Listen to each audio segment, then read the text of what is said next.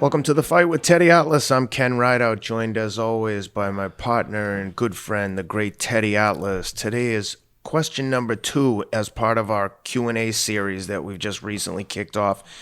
So we've been soliciting questions from the listeners and audience, and today we've got a really good one from Gerardo, and he sent in a little bit of background to set up his question. So if you'll appease me here, I'm going to read his exact email and then I'll set up the question.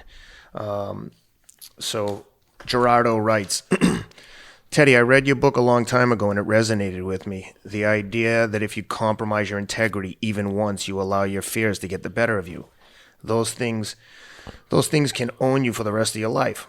I didn't know when I was reading it how true it was going to be for me, but for some reason it stuck with me. Long story short, I ran from a lot of things and made a lot of poor choices, and at the age of 34, I'm revisiting some of those things that I ran from, walking through those fears, being accountable for the first time in my life. It's hard, but I know the alternative, and that scares me more than anything. I grew up poor, and my father passed away when I was 10. My mom raised me and my sister with the help of my grandmother in a one-bedroom in Newark. I always felt a little uneasy as a kid. I didn't have the words for what I felt back then, but I would just get these feelings of uneasiness, especially around guys I thought were tough in my neighborhood. My uncle was a pro fighter, 4-rounders, so I got involved in boxing at a young age and I fell in love. I'm sure everyone says that they were, quote, good, but in my case, I received a lot of extra attention from the coaches and was one of only a few guys in my gym that were ever taken to travel from place to place for sparring. Anyway, in my first amateur fight, I choked. I'm not saying I performed bad or got outworked. I choked. I couldn't throw punches. If I threw 5 total punches with any meaning, I'm probably lying. I was so scared of what would happen if I looked bad in front of people that I ended up looking about as bad as you can in the ring, like a coward. I never stepped foot in a ring again. I ran. I flunked out of high school shortly after, and since I didn't have any reputation as a fighter anymore, and I still had the same uneasiness, I figured I would do what the other tough guys did so I can hide amongst them, a sheep in wolf's clothing. I sold drugs, I abused alcohol, I was disrespectful to women, a real piece of work. I met the woman I'm with now at the age of 24, and I dragged her through all the drama of my life that my life would bring. Eventually, the image, the booze, the money wasn't enough. The same feelings of uneasiness started to show through. Around that same time, I broke my arm in a bar fight and was prescribed painkillers. You know the rest. The drug dealer became the drug user. That drug took me to places in my mind and spirit I didn't think existed. I also caught my first drug charge and a few second-degree felonies for good measure. I was broken. Opiates took me to a place in my mind and soul I didn't even think existed. I was so tired of being the guy I was. I was so scared to lose my wife and my son.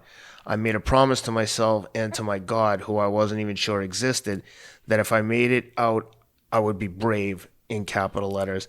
I would face my demons head on and deal with whatever consequences came my way. I cleaned my act up. I've been sober and clean for 3 years now. I work a job as a third-year electrical apprentice around real tough guys, quote, tough guys all day. I'm one of them now. I'm accountable for my actions and responsible. If I make a mistake, I own up to it. I don't run.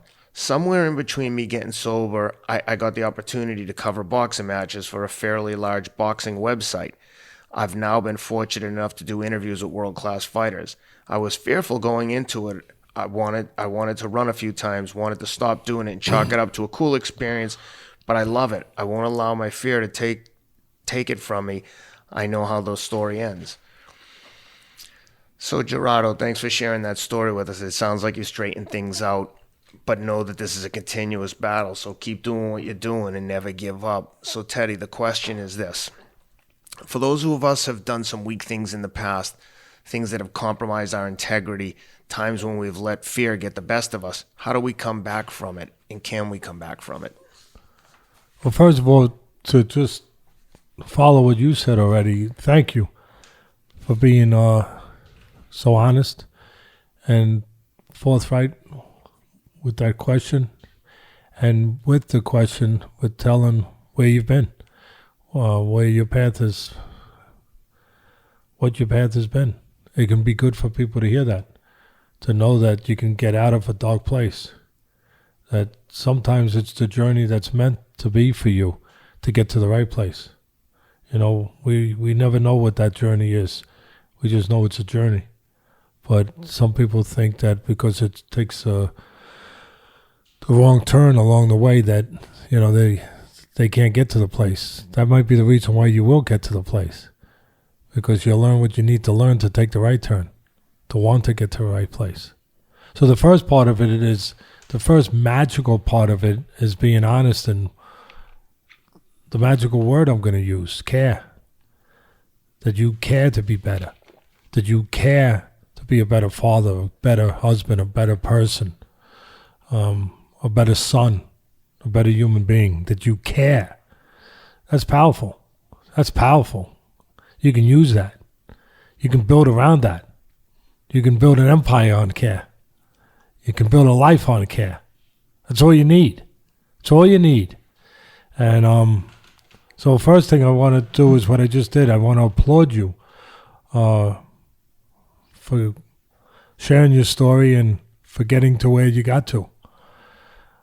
So the most important thing is, and you said it well, it's all there. Understand when you're in these difficult places, when you're confronted with what we all have, fear. First, understand that the reason God gave you fear, or nature, whatever you want to believe in, it's fine. But the reason why you have fear is so that you can exist, so you can survive, that you can get through today. The whole trick is to not let it control you, to control it. But everyone has fear. So before you put that label on it that I'm coward, I'm less. No, you're normal. You're normal. Just where you gonna go with it? Where you gonna let it take you? How you gonna use it? How you gonna become friends with it at some point in your life and understand it instead of thinking it's just an enemy? If you didn't have fear, you would get killed every day, because why do you not walk across the street? Why do you turn your head? Hello?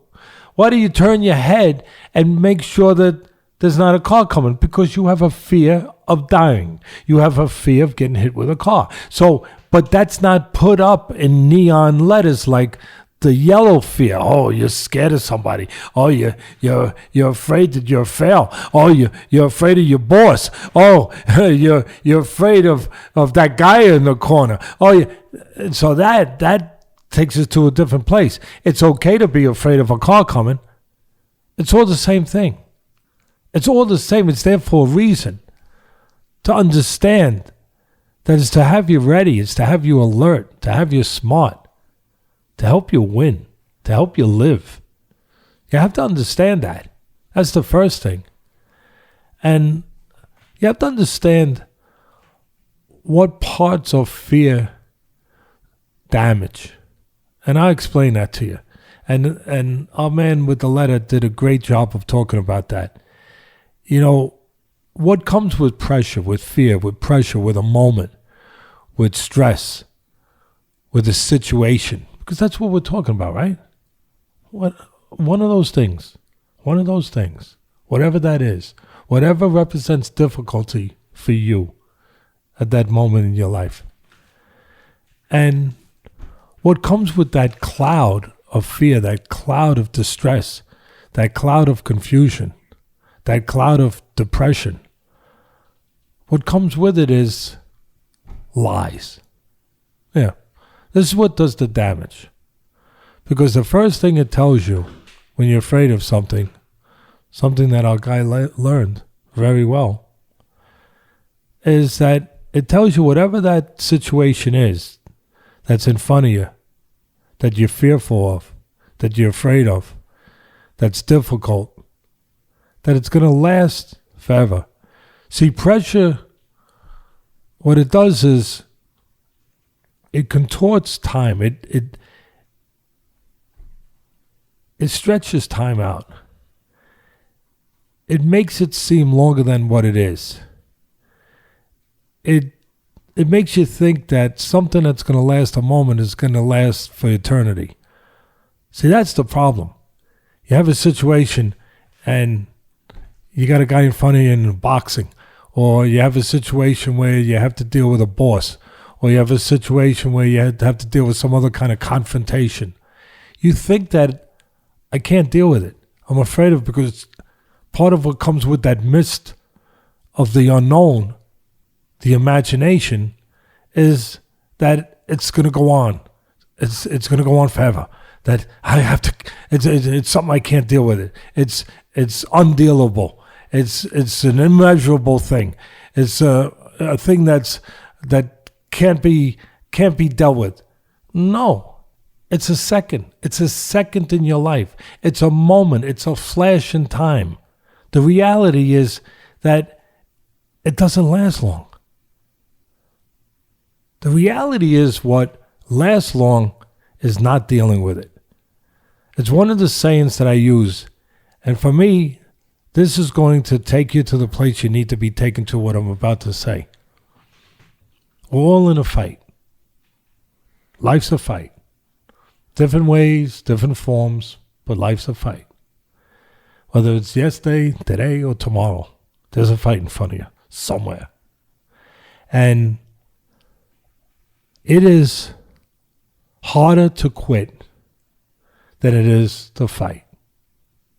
And that's it, brother. Because when you quit and you think that's your great escape, you think that's the parachute. No. That's not. That's the terminal sentence. That's the chain that gets put around your body.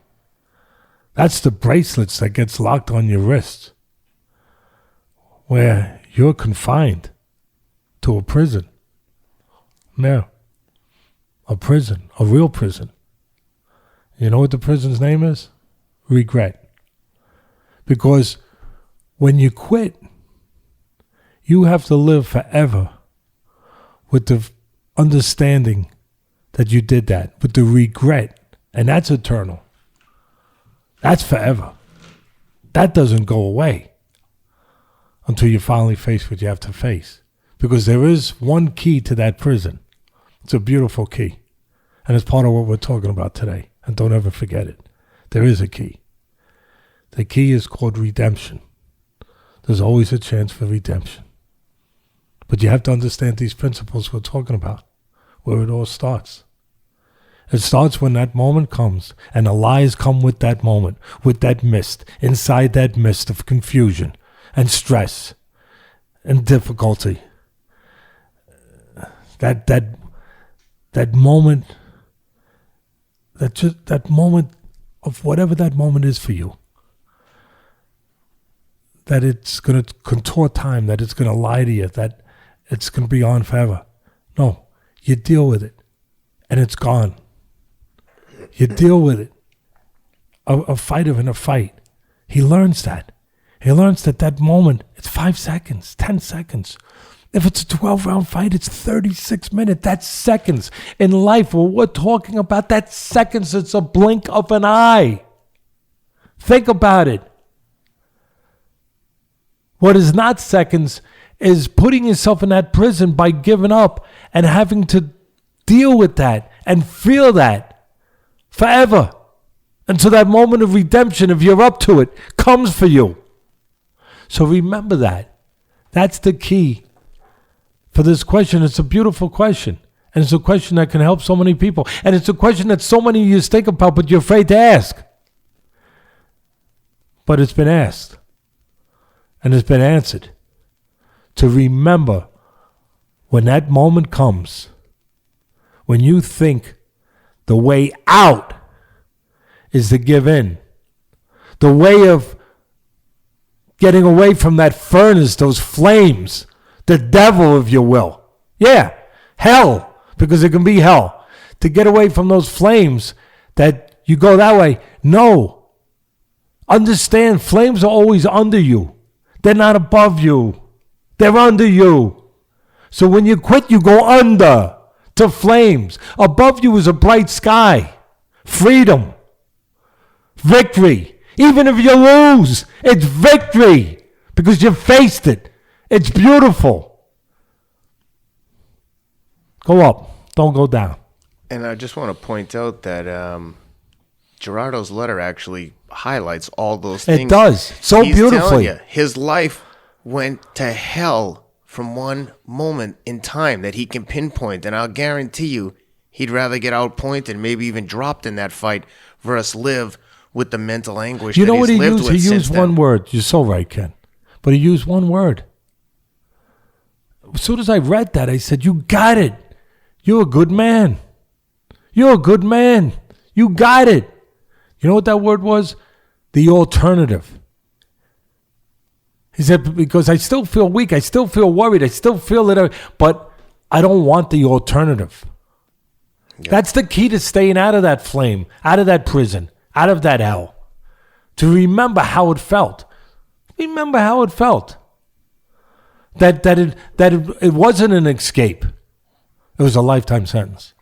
And one other example that I want to point to that you and I have discussed on the show in the past is Roberto Duran and the No Mas fight. I will guarantee you that if you go back and ask Roberto Duran, would he like to take that back and continue that fight, maybe even lose, maybe get knocked out, who knows, and God forbid he gets hurt. But I'll guarantee you that if given the choice to take that back, he would rather go in there and be tired and try and tie up, stay away, do anything other than say, no mas. One of the greatest fighters and toughest guys of all time. Absolutely 1,000% right, Ken. He lied to himself for that second. And he paid for that lie. He lied to himself for that second, that would be easier. What round was that? Let's really break this down for the people in a real relative way. Really. You know, not in an imaginary way, not in a way of unlimited space and imagination where, you know, oh, gee, it could have been that. But to what we're talking about. And one other thing, while we pull up the round, it's worth noting, you're talking about two world-class fighters. You're not talking about a cab driver in there with Ray Leonard. This is Roberto Duran. He's a tough guy, you know. So when you say, what round is it? We're going to pull it I up want to in a make it minute. tangible. I want to make it. So it was in the eighth round. And was it a 15 or a 12-round fight?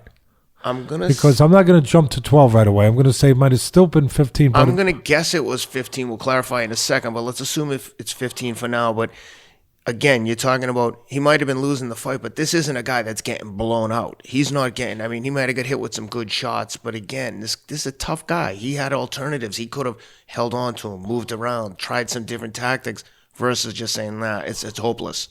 Because it wasn't, the guy's never been in a hopeless situation.